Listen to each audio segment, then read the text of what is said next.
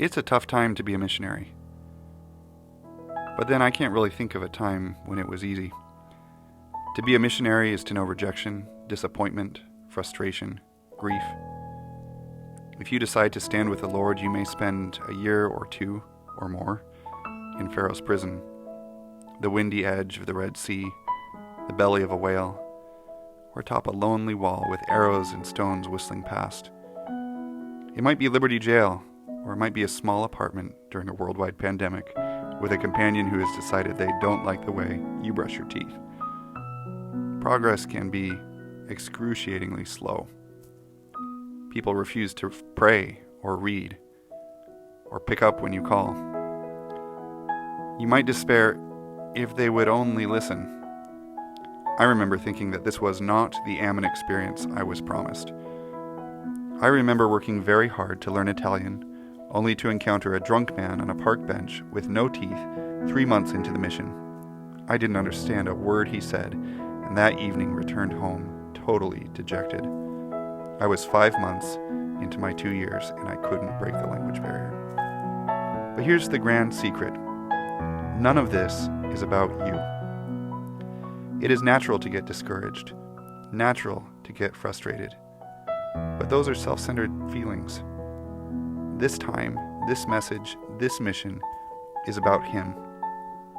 If you worry about the delays, the time it is taking, the rejection, your own and many inadequacies, then you have missed the mark. You will fail in your progress, and then the time truly will be wasted.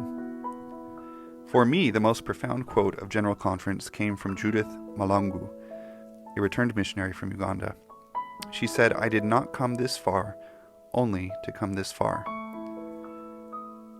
And you didn't either, because on the other side of Pharaoh's prison is the rule of Egypt.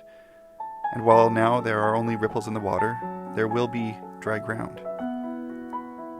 Nineveh is waiting.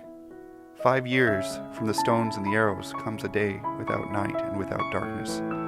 Liberty will yield the doctrine of the priesthood, which will distill upon your soul from heaven. Beyond whatever you are facing comes the road to Emmaus, and whether you recognize it or not, your heart will burn within you until you finally recognize Him. Because here's the other grand secret. It's all about you for Him. He is not so much interested in the person you are for 18 or 24 months. That's important, yes, but He is interested in the 50, 60, or 70-year ministry that you will have after you unclip your missionary tag. He is interested in the father, mother, spouse, nursery leader, Relief Society president, and perhaps even one day future missionary that you will become. Remember, His kingdom is not of this world. Your time in the apartment now may be the extra time with the scriptures you need for the mantle you will bear as a bishop or in counseling a wayward child. You have not come this far only to come this far.